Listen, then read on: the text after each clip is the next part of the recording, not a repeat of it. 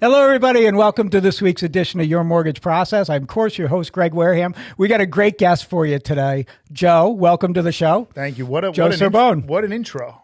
That's I like pretty the good, music, right? So that's really, I like that. I know. Music. You know, I was looking for something really macho because I think when you look at me, you just think super macho, right? Yeah. So and I was just saying, It's we the look at me, facial hair. we think of The Rock, right? Exactly. Yeah, there we go. Exactly. So, Joe, you are the New York mover. That is correct. And now you've owned that company for 15 years? No, I've been in the moving industry 15 years. Okay, tell us about it. The moving industry as a whole. Well, tell us about you. My experience in the moving Yeah, industry. how long you been in it? How long you own New York Movers? 15 years. I started Okay. Maybe as a resentment, I guess. Maybe I think that's how I got into the industry. Yeah. Is that what we're talking? Do you want to know how I got into the industry? Well, yeah. How'd you get in the industry? Tell us about it. I sold cars. I was a top producer in the car industry. And, Okay. And I had one of my closest friends, Louis. He had a brother of his was in jail. Okay. And I knew his brother from when we were younger. And Louis used to say, never trust my brother. Never, ever don't trust my brother. Right. Okay. He knew. He knew. Right. You know, and it was a good friend of mine. So he was warning me. Anyway, his brother got home from jail. He started working for a moving company. But, you know, he's working there and they were in Elmsford, New York at the time. And he was a smart guy, right? But not somebody to be trusted, I guess, you know, or come to find out. And he was there as a mover and he became friends with one of the salespeople and realized, hey, we could start our own moving company. I see what they're doing. At the time, phone books were the big way. Google wasn't really anything at the time. Yeah. If you put a full page ad in the phone book, your phone would ring off the hook. And they did a pay-per-call program at the time. So you only paid for your lead if you got a call that lasted more than 90 seconds. That's pretty good. I wish they had that. That pay-per-call is hands down still, I think, the best way. But like you're saying, it's not really offered as all over the place. So he did it, and they started doing well. Right, they got their own warehouse. He was coming around, and he would always like talk to me and be like, "You're really good at sales. You know, I see you're a top producer. You should come join us." Sure. I'm like, "No." Got into a little disagreement with the owner of this Honda dealership that I was working at. It was the first vacation I ever took there. Right. Gave him a couple weeks notice. I'd been there for a year and a half. He said no, not for any particular reason. And I said, you can't vacation in the car industry, Joe. What are you doing? It's not true. They offer, it was part of the agreement. I was supposed to have vacation. I think, and I was like, I really wanted to go with my dad. I'd never been on a vacation before. And I was just like, I gave my all. So I left there. He approached me again. And I said, okay. Right. I'll check it out. Like, well, we came to some sort of agreement. All right. So now you go work for the moving company. That's actually what I told him I would do. I said, here's a check or here's cash or whatever, 10, 15 grand. And the agreement was I'd bring 2 trucks into the company. Okay. But I want to come work in the company first, right? Before I actually, you know, so I could see if there's any problems, how we can improve things. Oh, so you bought into the company. Correct. Right? It's a third partner. Got it. Right. Louis' brother had owned it, right? Understood. You know, and the agreement, which I saw as like a no-brainer, was you give me X amount of money up front, which wasn't a hell of a lot of money, but you buy 2 trucks close to new, right? $45,000 a piece, whatever, right? And you put them into the company. Yep. So the benefit for me there was these trucks are still mine. Right. I own 1/3 of them. I'm not giving you cash. You're putting in your pocket. Makes sense. Right. So it was like a win-win. Why wouldn't I do that to my own company? It's building the value in the company that I'm owning. So I bought 1 truck. I gave him some cash. And as I started to work in the company, I realized they had like all these better business bureau issues, all these lawsuits. I'm not even kidding you. Like this was, you know, and I said to him, hey, I wasn't professional operation. Was not professional operation. No. And I said to him, look, I can fix these things if you're willing to allow me to start to work backwards. But what you painted as this picture, right, is not what we had agreed on. And he said, well, then don't buy in. I said, okay, give my money back. So little by little, it took some time, and he had given me, you know, payments back. You know, I would say 95% to 100%, if not 95%. And you took your trucks. And I only had 1 truck at the time, Okay. But luckily, I did not sign the truck over to him yet. It was still a title with nothing, no, not signed over. So I was sitting at the house in my office, my home office, with like my best friend since Hebrew school when I was younger, and we were sitting there, and I was just like, "What am I going to do, man? I have this truck worth like $35,000, $40,000." I'm like, and he's like, "Well, why don't you start a moving company?" And I was like, "All right, sounds like a good idea." So I said, "I'm in." So we sat there and we thought of some clever names, and you know, at the time, Google had just started to become, you know, what it was or what it has become. Mm-hmm. And so .com was a thing. Sure. Right. So we were like throwing some ideas around, and we came up with a clever name at the time, which was moveourstuff.com. Okay. So that was the name of the company. Yeah. Was moveourstuff.com. And, you know, and I remember I started Google AdWords, and I thought that the first call I ever got, I'm 25 years old. Yeah. Right. And you know, I've been in sales my whole life, but not my own business. Sure. So it was almost surreal to me. The first call we ever got, I thought it was the friend that helped me create the company name pranking me.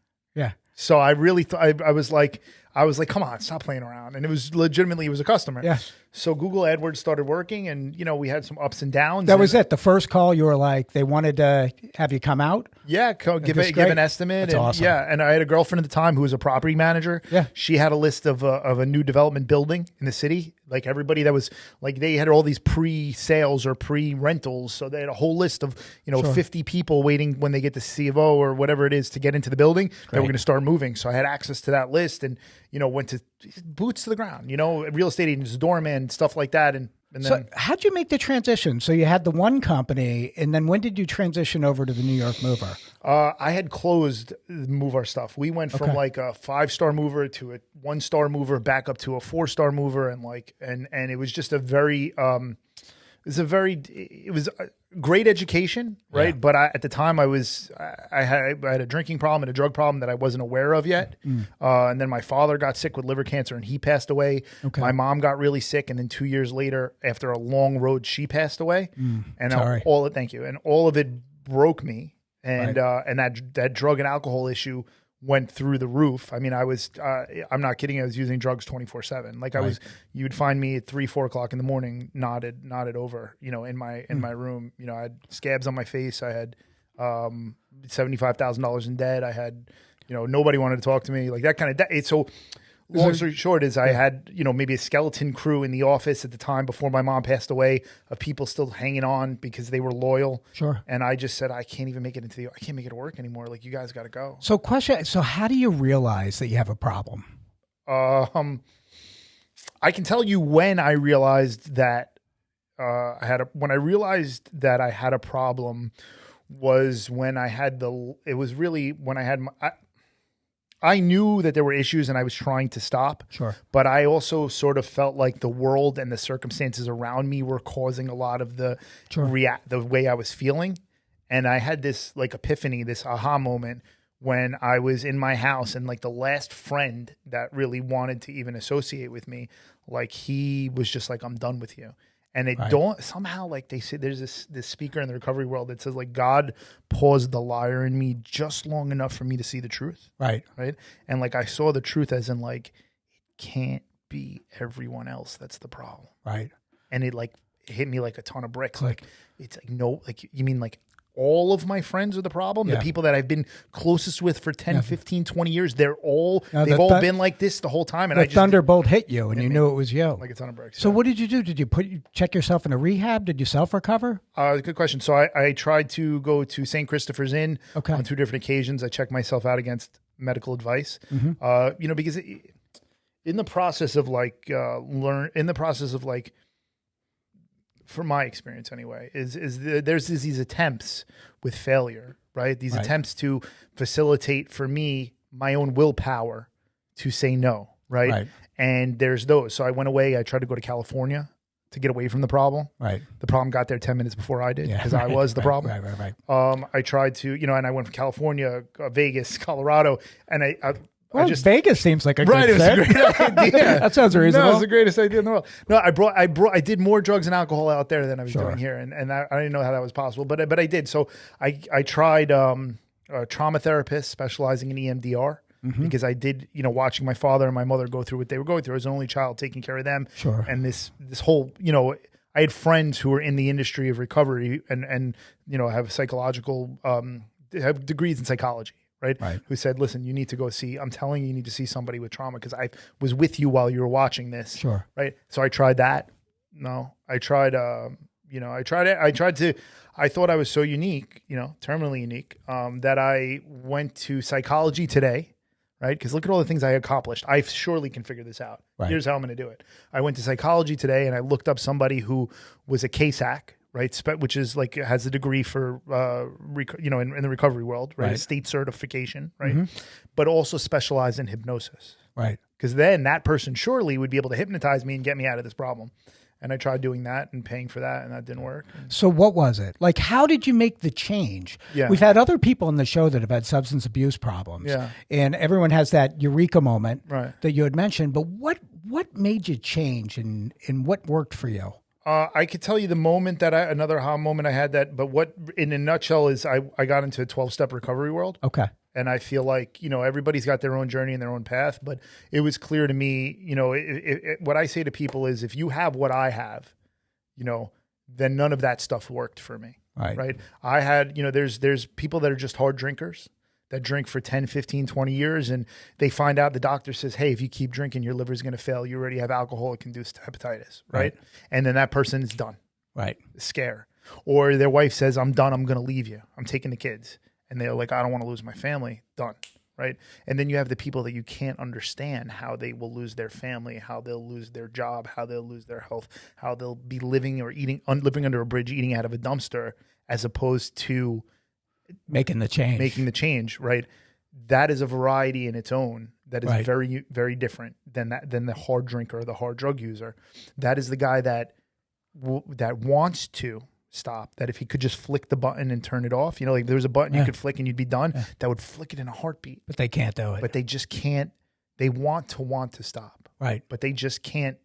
They wake up, they make many, many decisions. I'm done. I'm going to wake up tomorrow morning and I'm going to go to social services and whatever it is. I'm going to put my life first. And they wake up the next day and their mind just is eating on them and tells them, no, you got to So what was it for you, Joe? That moment? Yeah.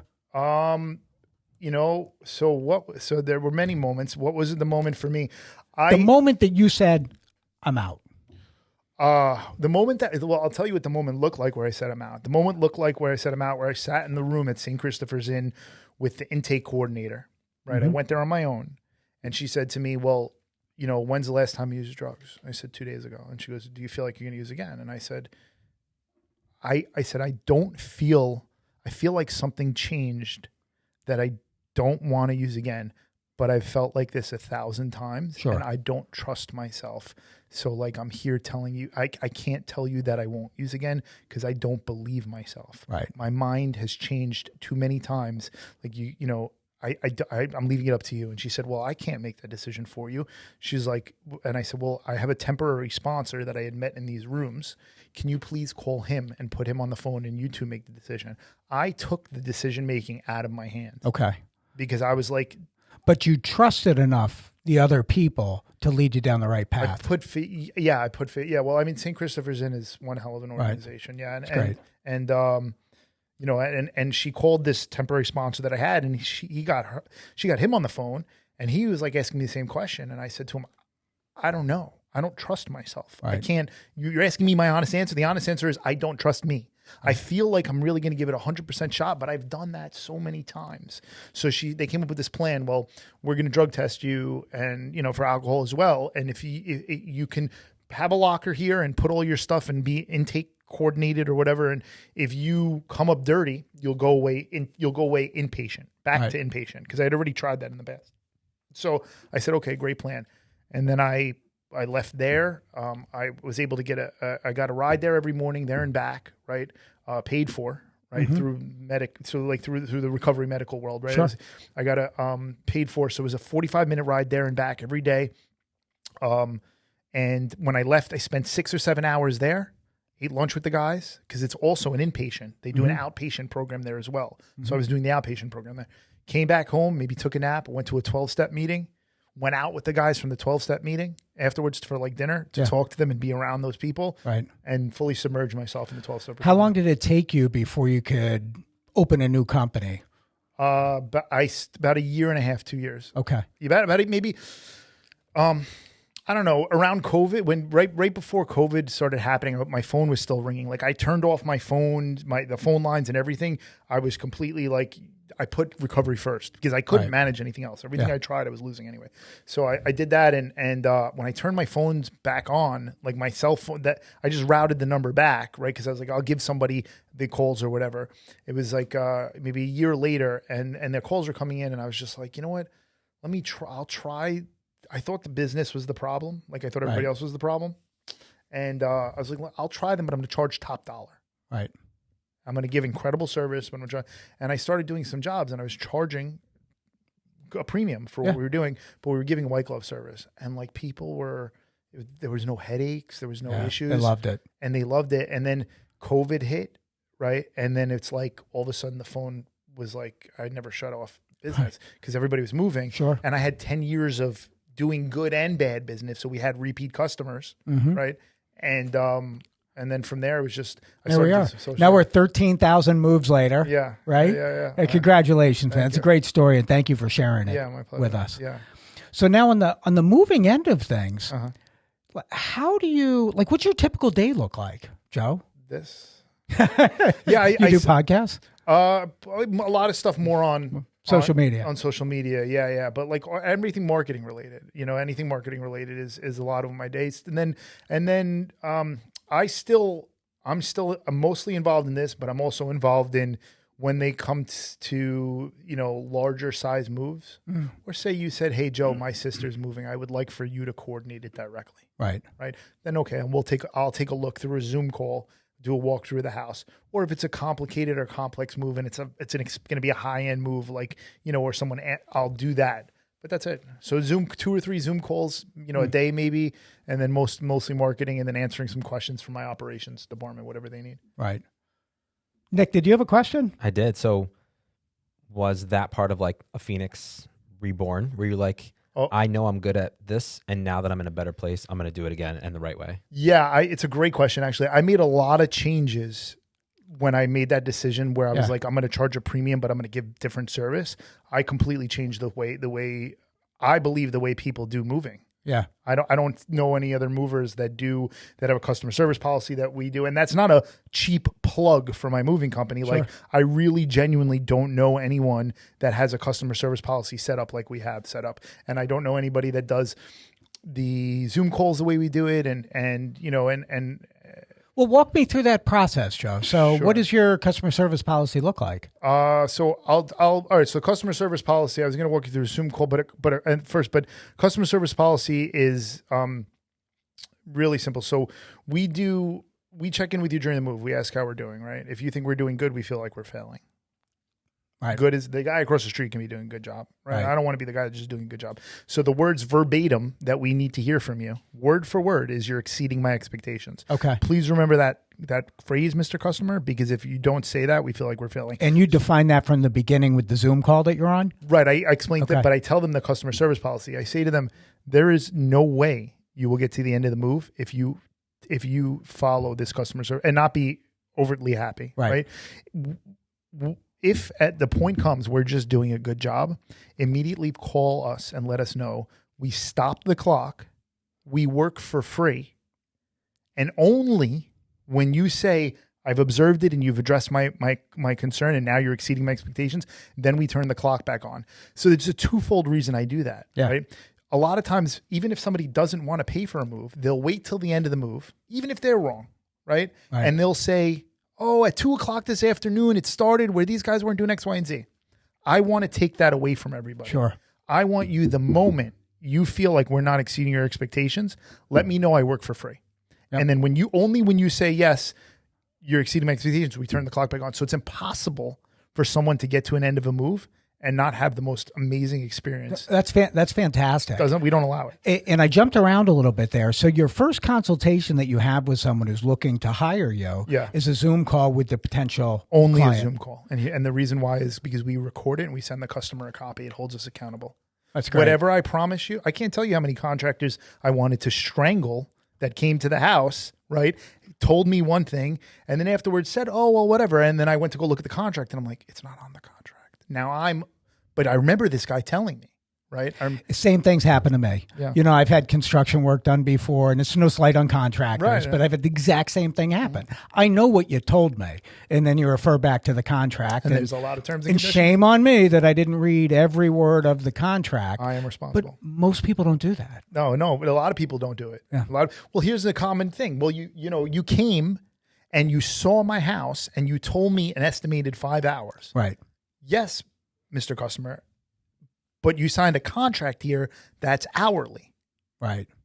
And it just says if it takes more hours, you pay for more hours. So this is the contract that you agreed upon. So we take all of that out of the equation when it comes to the customer. So you're defining everything up front on the Zoom call. Then you send a copy of that Zoom call, of the recording, over to the client. Correct. I love it. So they have a, yeah. And just to make sure we're on the same page, it's important stuff. This is I've never heard of this before. Yeah. Is now if someone's working on the job, and you get a call saying you are not exceeding my expectations, you shut the clock off, and your guys work for people work for free until you're exceeding their expectations. Right. So it makes it very difficult. Somebody can't turn around if somebody says they're, for example, right. We don't get these calls because you can imagine if we're giving this away, we're delivering incredible service, right? We're not giving a blank check, right? But it's very difficult for somebody in the moment to say you're moving left if they're moving right. Right. So it puts people in a perspective where they have control, right? And it sets the bar as high. So we don't give guesses. I don't know if your move is going to be 10 hours or 12 hours. I will give an estimate because it's required by law, and I'll give you a 3-hour minimum. Mm-hmm. That's it. Right. If your move takes 8 hours, that's what it was meant to take, right? And the reason we do that is because I take us out of the lowballing. Yeah. Right? Somebody will say, look at a move and say, oh, this look in their head. This looks like it's going to be a 7-hour move. They're not going to tell you it's going to be 7 or 8 hours. What are they going to tell you as a salesperson? He only gets paid if you book the job. You think he's going to tell you? No, he's going to tell you 5 or 6. You'll have a little bump till 7 or 8. Your bill's an extra $500-$600.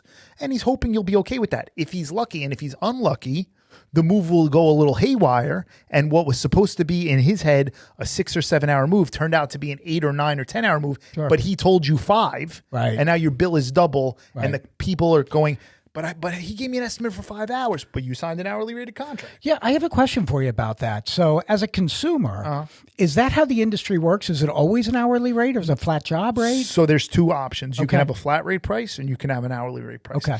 A flat rate price is wonderful. If you're not really on a budget and you're just like, hey, I'm budgeting for the end of the month. I want to know what my expense is going to be here. Great. But it is not, well, never with us, your cheapest option. And any half good mover, right, is never going to shoot himself in the foot. If he thinks it's going to be a 7-hour job, he's going to give you a flat rate based on 9. Sure. Just in case it runs over. Correct. Yeah, absolutely. So now knowing that you're paying for 9 hours and you can get it done in 7 or even 6 if you help out. Yeah. And you're paying an hourly rate of $300 or $350 an hour, that's $700 to $1,000 difference by not taking that flat rate contract. So while you can offer both, and it's not a requirement by law to offer both, but if someone says, hey, I want a flat rate, sure, we offer a flat rate, but keep in mind that it's not always your cheapest option. So how does that work? So you go in and you're quoting a job and you're looking around. It's a 3,000 square foot house.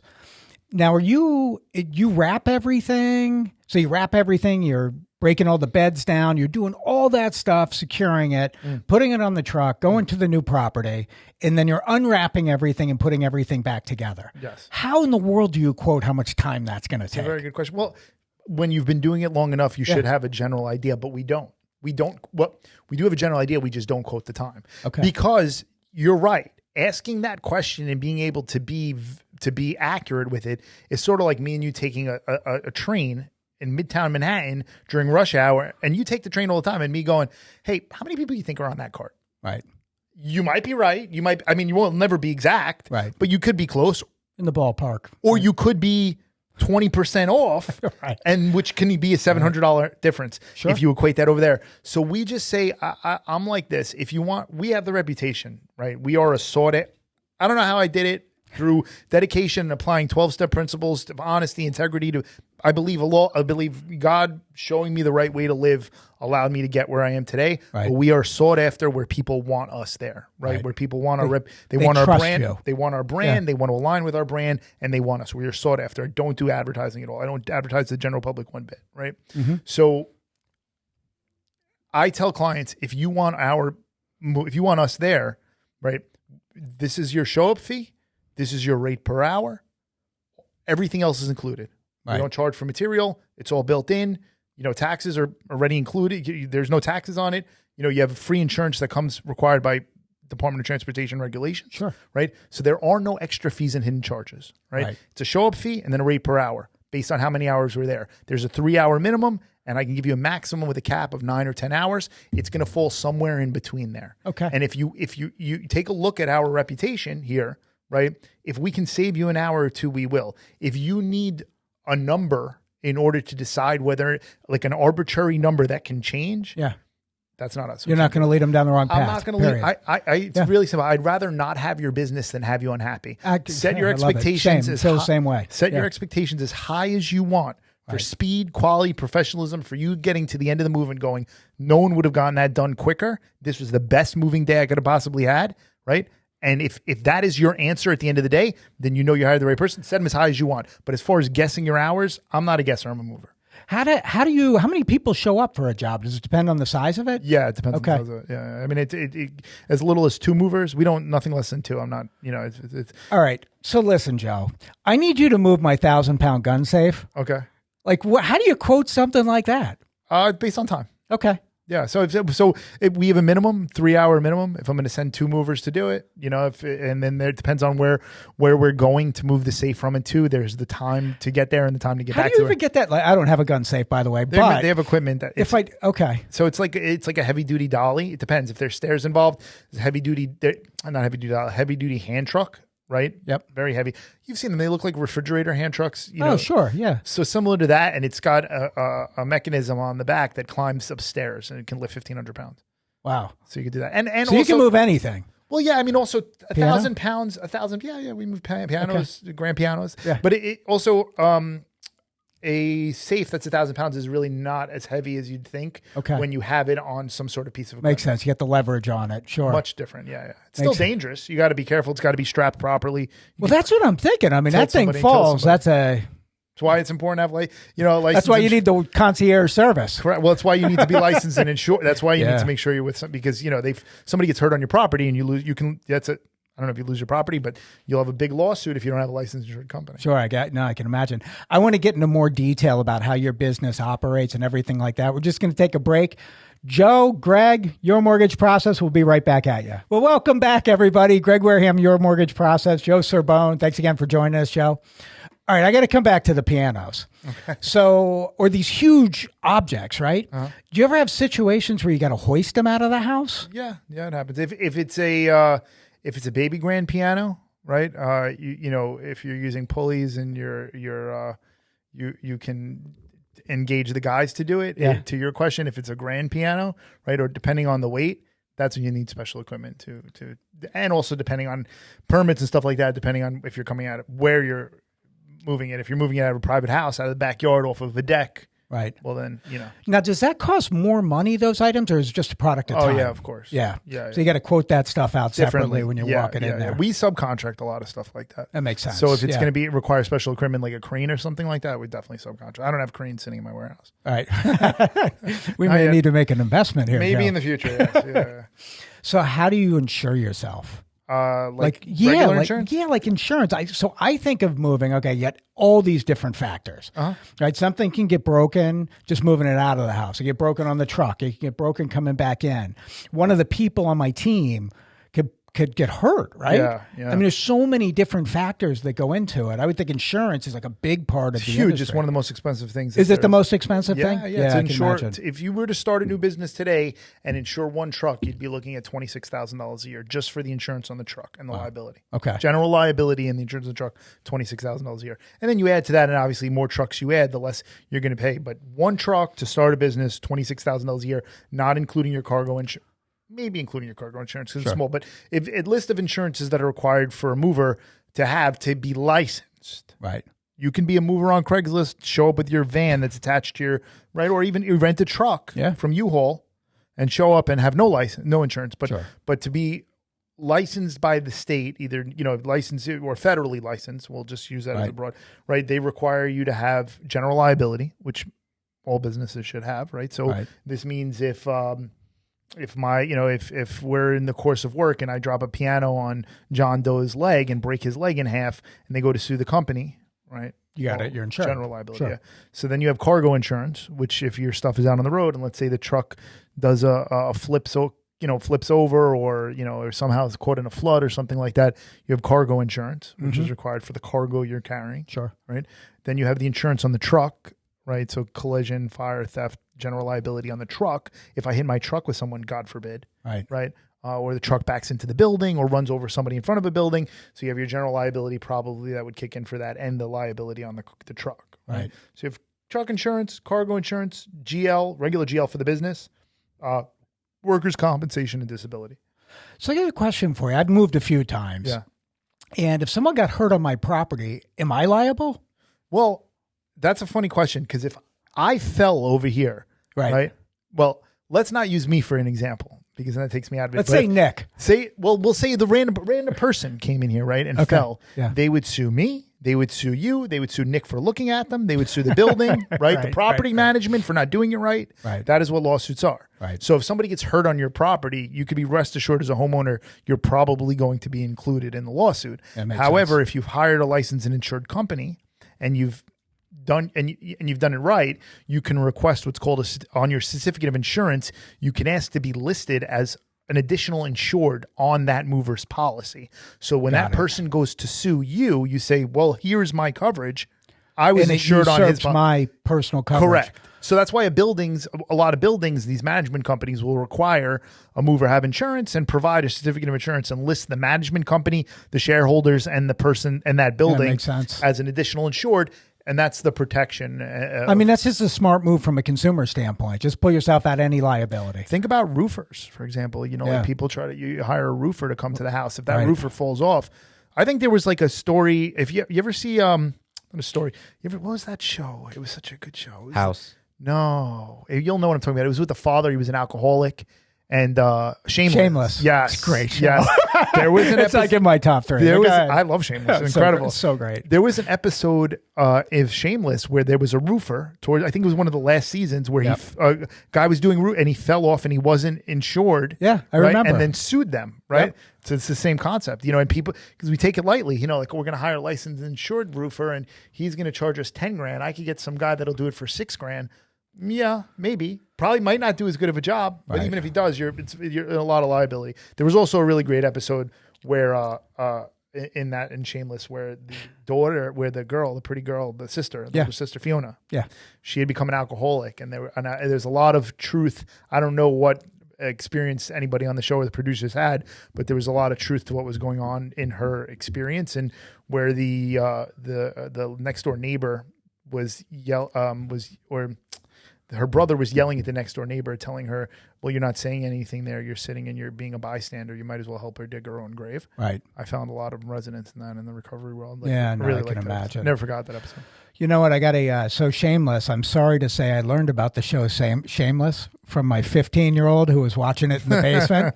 And he finished it. Luke finishes it. And he goes, "Hey, Mom and Dad, I got a great show for you to watch, Shameless." I'm like, okay, we'll check it out. The first episode I watched, I felt like a terrible parent. I was like, well, it's kind of raunchy. Like the first few episodes are like, that they were watching it. This is what's going on in the basement. I got to spot check this. Let me tell you. So the UK version, obviously they have way different. I heard it's standards. great. I actually I watched the UK version first. When I first started hearing about it, I was like, oh, I want to see what everyone's talking about. So I watched the UK thinking that was what everyone was talking about. And I've watched a few UK shows, and very different humor, but it is way grungier. Like they go into like the whole like poor alcoholic drug and all those substance abuses, but like it's way more grim. It still has a fun show, and there's like comedy and things like that. It's dark. It's it's just like Fiona's dad, right? What's his name? Gallagher. Frank Gallagher. Like, great character. He's just too pretty to really like. His teeth were a little too good for a degenerate alcoholic. He was a Hollywood alcoholic. Google Frank Gallagher in the UK version, and you're like, absolutely. It's like an old school Ozzy Osbourne with like 40 pounds lighter, and you're like, it makes sense. But a good show, worth the watch. I like it better still. I'm going to check it out because I really love Shameless. Great. You could put on any episode and keep me entertained. I couldn't agree with you more. It's fantastic. Yeah. So we have this white glove concierge service that you offer. Yeah. How do you build your team to meet those expectations? Because it's hard. It is hard. I feel like it's definitely top down. So when I said to you before, I believe that applying a lot of spiritual principles to the way that I conduct business kind of facilitates the whole the luck that we've had.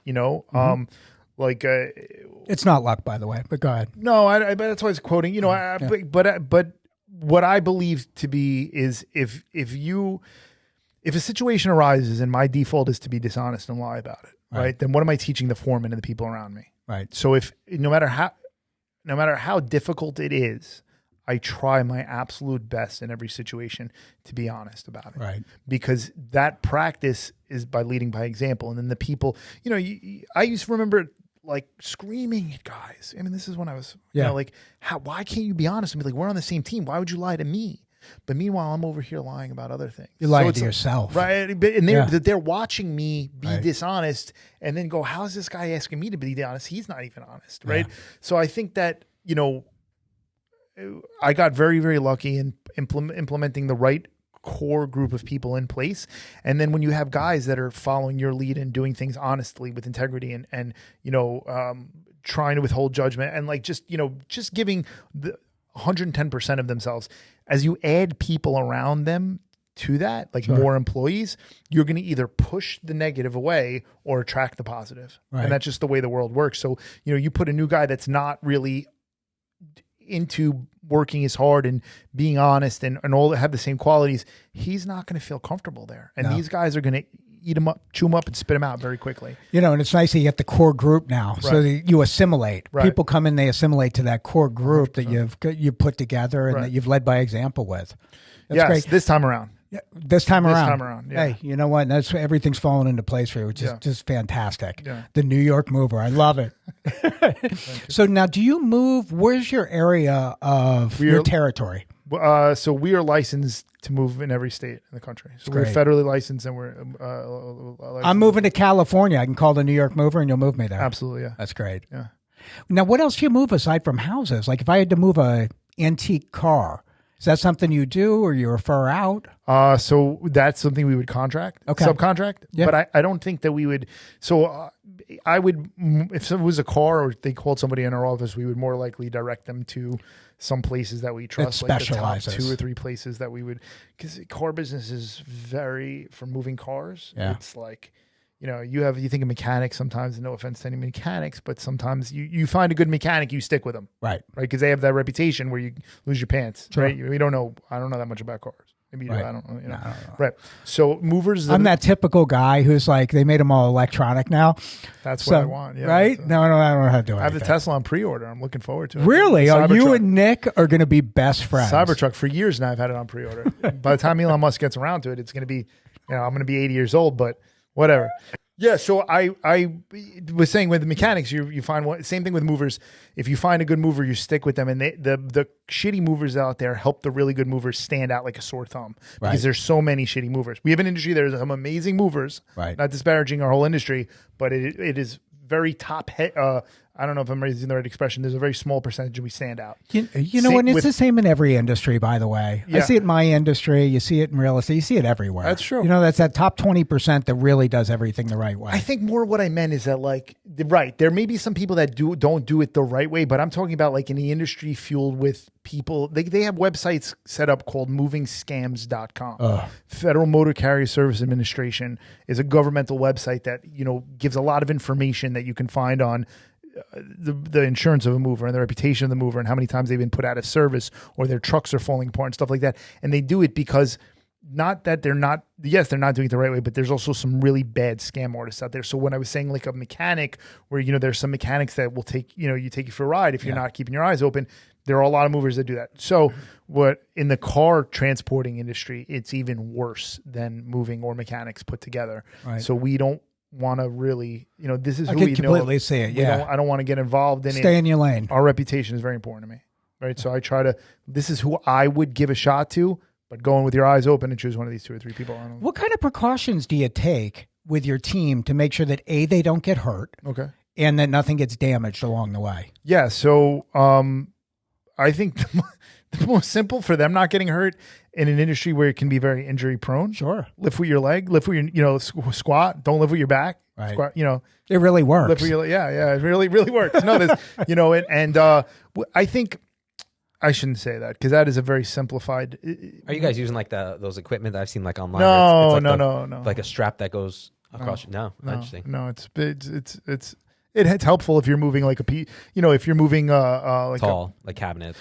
or if you're just bringing out a washing machine like right out to the truck. Yeah, but a lot of times it's just quicker to put it on a dollar day. They're not too heavy, but for an average person, it makes it much easier to do that. But to answer your question, it'd be kind of difficult for you, Nick. Even though Nick's on the truck for a while. Nick's been doing a lot of leg day. I'm just saying. He came in the other day and he was like crippled from doing leg day. He's in shape. He's very fit. Yeah. So the answer is putting the right number of movers on a job. Yeah, that makes sense. If you don't tire people out, you make them a lot less prone, and you also make the client a lot happier. No one wants to be moving for 8 or 10 or 12 hours. Yeah. The shorter you can keep a move, the happier the clients are going to be. But the problem is when you want to move to be faster, you have to put more movers, the right number. Right. Not too many. They get in each other's way and slow it down. They waste money. But you put the right number of movers. But by putting more movers, you're raising the rates. And then the rates scare a client up front. So you really take the time to explain to them, hey, look, you can pay for more hours at a lower rate or you can pay for less hours at a higher rate. Right? It's all going to equal out the same. You know what? That's a great point, too. Yeah. Like, you really don't want it to take that much time. I'm just thinking about you're closing on a house. It's just stressful. It just is. One of the top 3 most stressful. Divorce, Google it. job. Google it. Can we do that like they do on the other? Can you Google this? Nick can do anything. I'm sure that moving is up there in one of the top 3 or 5 most stressful things. I think it is. Outside of like divorce. 3. Divorce, your job. Right. Your loss of job or like death. Yeah. And then after that, I think moving is right up there. It's super stressful. So if you think about it, if you put more movers on and keep it shorter, the client is... Well, what happens when you tire people out? Let's say, for example, you're paying something hourly. Yeah. Right? If you have an 8-hour, 9-hour move, I don't care if these guys are Arnold Schwarzenegger on steroids. No, right? In his prime. After 5 or 6 hours, you're going to lose efficiency. Right. So why not keep a move as short as possible? Even if you're paying a higher rate, you are getting 100% or 90% efficiency by not tiring these guys out. No, that's a great point. Keep low mileage on it. Right. And also prevent injuries. To your original question is, how do you prevent injuries is not killing your guys, giving them time to recover, just like when you're training. Yeah, no question about it. Nick knows. Makes perfect sense. Training those legs, you need days to recover or time. See, you got him sidetracked now. He's like trying to work with the Google. He's working on the Google machine. He's got a phone. He's got a laptop in his left hand, a microphone in his right hand. Tesla in my back pocket. He's holding a Tesla in his back pocket. So there's an article here. I mean, just one of the first ones that popped up. It's from 2015.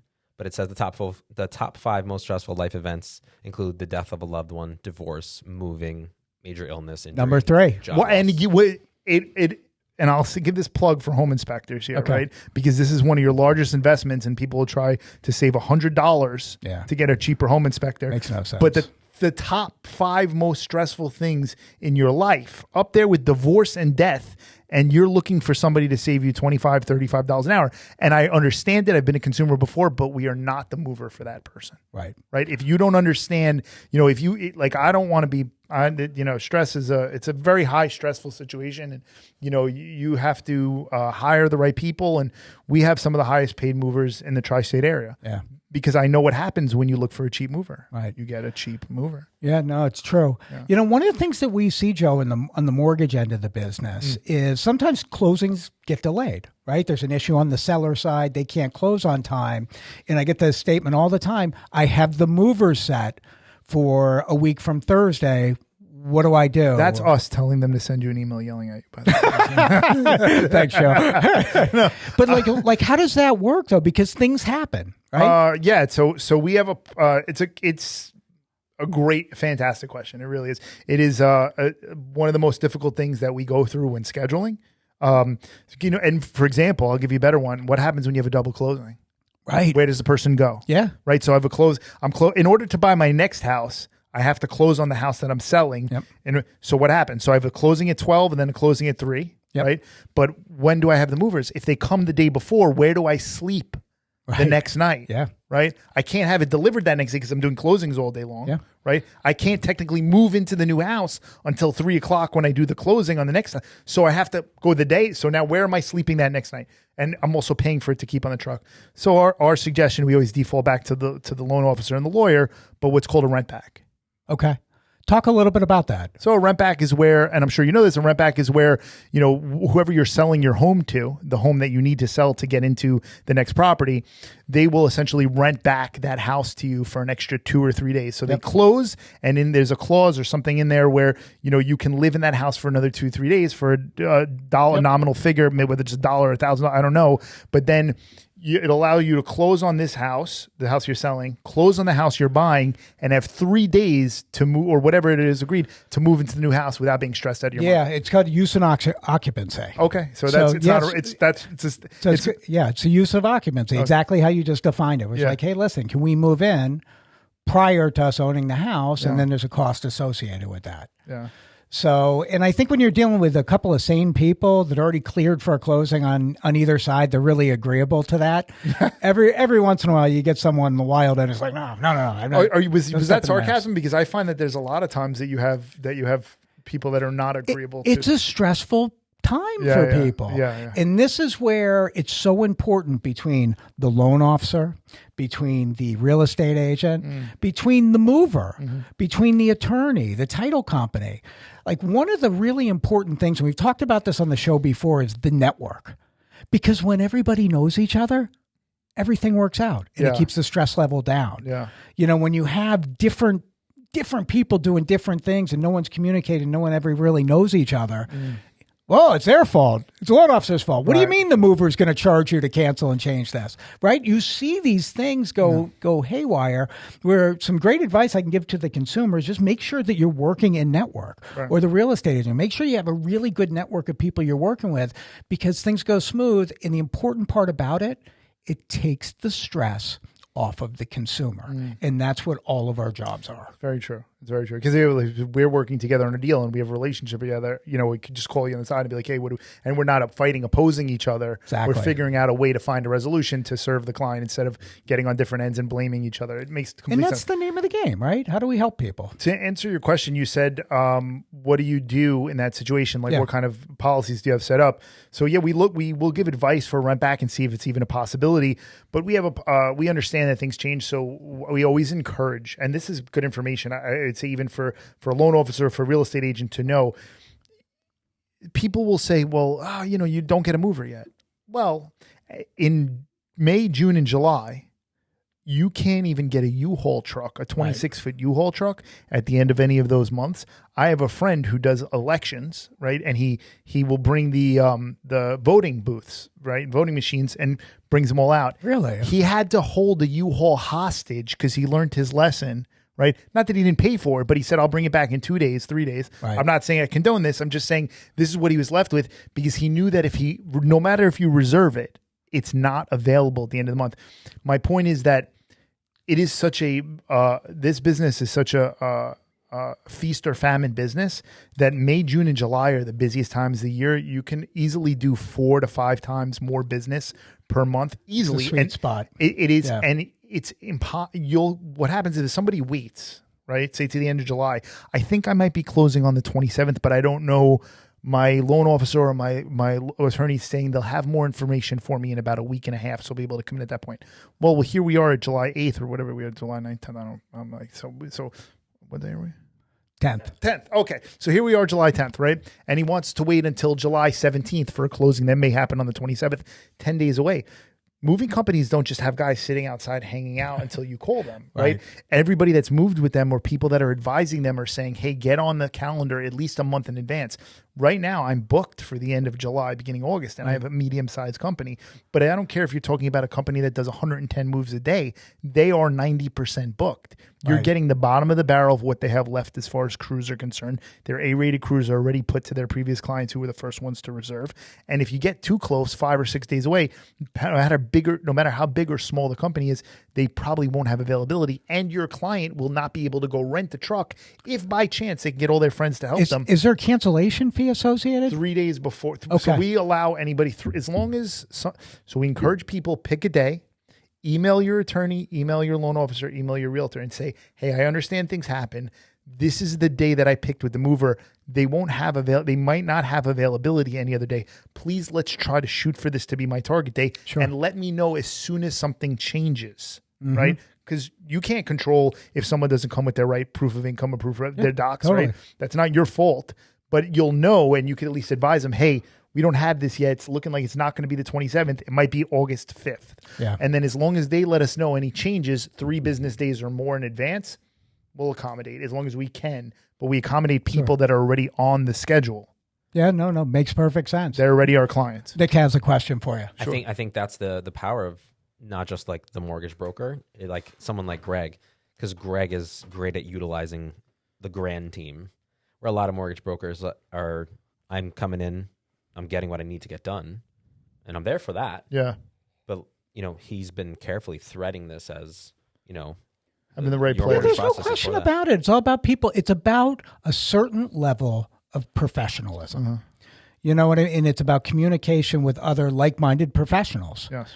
And unfortunately, in every industry, you have a percentage of people that just don't come to the table with that, right? And it complicates it for everybody else that's involved in the process. 100%. So just the communication, the team, no matter who you're working with, you got to make sure that you're working with a professional. I mean, that's one of the things that when you sat down originally, it was like, you don't scream mover at me. And that's my own paradigm. You're so professional. You're so polished in our conversation that we're having before this. You have a very specific viewpoint and policy and mission is the word that I'm looking for, and what you're doing. You're going to give the highest level of service possible. That stuff's critical when you're dealing with situations like this. Moving in particular, yeah. I mean, would you look for the cheapest plumber? You cheapest doctor, right? List, well, right? that's I've said that before, and then people are like, well, it's not as serious as moving as a doctor. I'm like, I've said, if you were going for knee surgery, would you go? I want to find the cheapest knee surgeon, right? Like what? No. And although it's not knee surgery, that is like you made a great point about the person who said at the beginning, we were talking before this about a guy who's like, there's no debt police out there or debt jail, right? Yeah. So it's the same concept. Like, okay, but a knee surgery I have to live with, that'll be my health, right? Yeah. Moving, a couple things get damaged or they destroy everything and whatever, I can recover from that. Right. So it's not as serious as knee surgery. But to Nick's point, it's the top most 5 stressful things anybody goes through in their life. So maybe I want to pay a little bit closer attention, right? Or make it I'm not saying break the bank with the mover. Sure. Right. There are a ton of movers that are way more expensive. Most of your van lines are way more expensive than we are. But I am not, and I'm glad to not be the cheap mover. Like if you're looking for a cheap mover, I start off by saying, don't call me. Right. There's nothing I have to offer you. I don't even know what it's like anymore to be the cheap mover. Yep. Right. Because years ago I tried paying guys minimum wage and I have no hair in my head left. Right. Doesn't work. You can't tell you have a hat on. Right. That's why I keep the hat on all the time. But hey, I want to shift gears for a little bit as we start to land the plane a little bit. Okay. So we met through social media yes. that you do. And you actually, I don't know if you know this, you had spoken at an event that was here. Yes. I spoke in the afternoon. Okay, we missed each other. Yeah, we missed each other, and you spoke in the morning. And one thing that you do exceptionally well is you're exceptional in the social media space. Thank you. And I love the stuff that you're doing. Talk a little bit about that for people that are professionals out there listening. Like, how do you really gain a foothold in social media, and how do you implement on a strategy? I can tell you a story that I had this experience last week. I was training at a real estate agency, and I was, one of the things is like after we get past the fear behind it or lack of time why we aren't posting, another big question is what to post. Right. Right. And I'm a big believer in not to sell. Right. I believe social media space is about referrals. Mm-hmm. Not many people are going, I need a plumber today. I'm going to go on Instagram and look for one. Right. Not many people are doing it for mover, home inspector, mortgage guy, or real estate. So if I'm posting something, selling myself, right? Who am I posting it for? Who am I targeting if nobody wants to see it? Right. Right.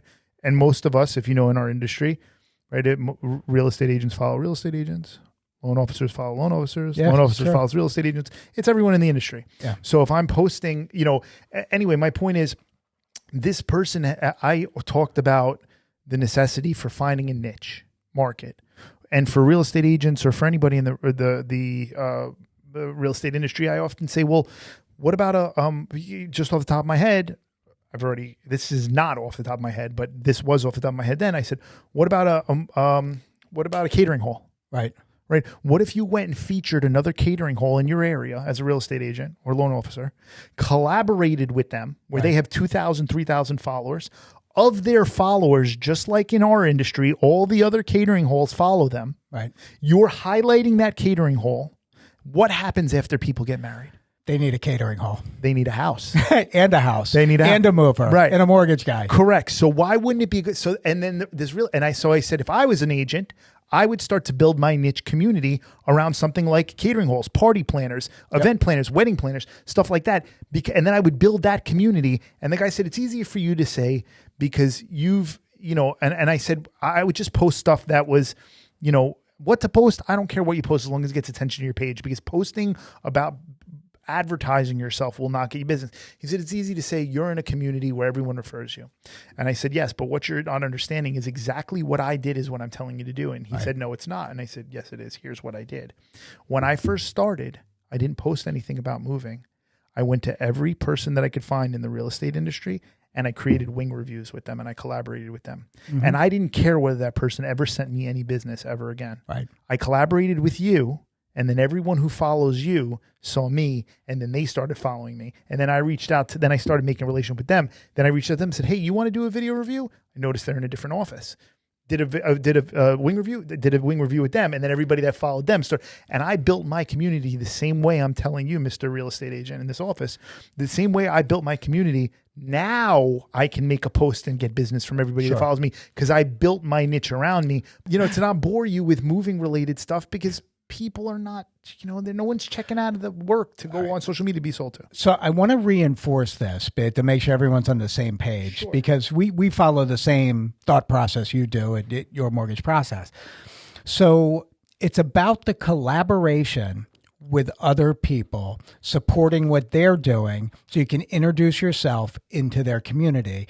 And you have to take a philanthropic approach to it. That's what we're doing here and today. Then that earns you the right longer term to then potentially be able to ask for the business. It is a referral game. That's it is not a hard sell game on social media. Yep. Could not agree with you more. Here's and the best way to describe it, and we kind of talked about this a little bit, is I believe my social media is a TV channel. And if you have a favorite TV channel, and it's, say, for example, it was MTV, and all MTV did was play commercials all day long, would you go back to MTV? Absolutely not. If they played commercials half the day, you'd still be half as likely to go to MTV. Yeah. If they played no commercials, that's usually that's usually what people are paying money to not see ads. Right. Yet I want to give them ads and can't understand why I'm not doing well on social media. Yep. People pay money to not be sold to. I think that's brilliantly broken down, Joe. I really do. That's very, very well put. Thank you. And you see it all the time. There's another thing that drives me crazy in social media is people plugging what they've accomplished. Right. All the time. Let me show you what I did, my level of success, this thing that I sold, or this mortgage that I did, or these people that I moved, to highlight you, though, not to highlight the individual. I think it's a wrong move all the time. I think it is. So the problem is, how do I distinguish between what is, when we build a website, we do that, right? We put our accolades, we put our accomplishments, Right. we put our video testimonials. My approach, and this is just is post that, but keep it in my story and then make it a highlight. There you go. Because people land on my page, they see my Instagram name, they know the New York Mover, they get an idea I'm a mover. Right. They see my bio, which clearly states that I'm a mover. They see all my highlights, which have my accolades and my video testimonials and what I've accomplished, but I'm not shoving it down their throat in my feed. Right. So when a feed goes semi-viral, right, 5,000, 10,000, 3,000, 25,000 views, Sure. right?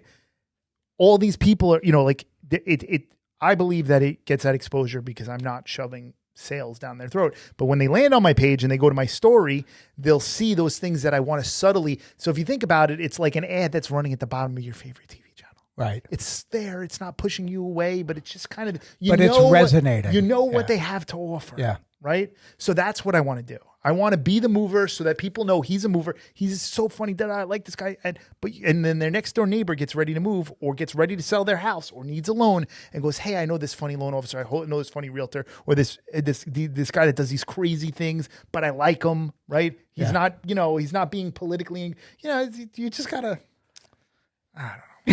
So much to say. That's great. I think that's fantastic, and I hope that people grab. It's a nugget of information. I hope people are going to capitalize on. Someone out there like really listen to what was just being said because it's important. Thank you. So I want to bring it back to some of your personal journey again, because I know on your feed, the NY Mover, that's on Instagram. Yeah. I had seen that you offer recovery coaching. Yes, for free. Could you talk for free? Yes, for free. Please. Could you talk about that for a moment? I know why it's important to you.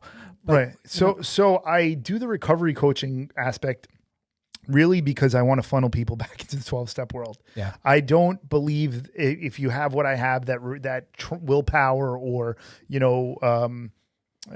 just giving more effort or staying away from people, places, and things is the solution to the problem that I had.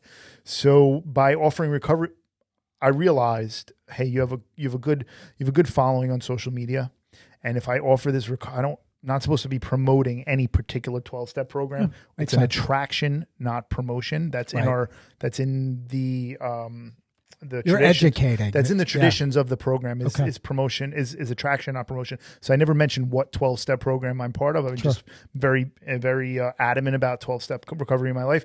But in order to utilize the platform of social media to maybe help more people, I decided, let me offer the recovery coaching thing. And I got certified as a recovery coach. So I have my CARC, Certified Recovery Coach certificate. And then I use it. And I just offer it for free. And if anybody's willing to, I have some requirements, which is, join a 12-step program. And I'm only going to recovery coach somebody for 90 days. And because if you're doing and you're showing up in those 90 days, you don't need me after 90 days. How good do you feel when you help somebody? It is, it's the only way that I believe that I stay on the right path is, I was told by my old sponsor, like, you can't keep it if you don't give it away. Yeah. So awesome, I believe that's the reason I believe it's the reason that I don't know about alive today, but not in jail, not, living a path that I can be proud of. Yeah, you're living your best life. I can look myself in the mirror at the end of the day and not hate myself, right? Yeah. Is because I continue to do this stuff. Yeah. So it is a great feeling. There's nothing more uplifting than sharing my experience, my journey, and maybe seeing somebody get something out of it and maybe sparking something in their eyes. There's nothing more gratifying than that. That's wonderful. Yeah. And you recently engaged, I believe. Yeah, a baby and a beautiful fiance. And congratulations. Yeah, man. a lot of the gifts of recovery. Yeah. That's awesome, man. Congratulations. Thank you very much. So, Joe, if someone wanted to reach out to you, what's the best way to connect? I believe the best way to connect would be through social media. And it's at the NY Mover. At the NY Mover. Yep, the NY Mover. TheNYMover. At the NY Mover. Joe, thank you so much. It's really fantastic. I appreciate your story, your industry, and everything you do. Thank you. I love what you're doing. Thanks for taking the time to join us. My pleasure. Thanks for having me here. And thank you, everyone, for joining us. Greg Wareham, Joe Cerbone from the New York Mover. The New York Mover. Greg Wareham, Your Mortgage Process. Look forward to catching up with you next week, everyone. Bye. Thank you for tuning in to this week's edition of Your Mortgage Process, hosted by Greg Wareham, produced by Greg Wareham and Nick Pavis at The Social Rift, and executively produced by The Social Rift. Thank you again for tuning in, and we look forward to catching up with you next week.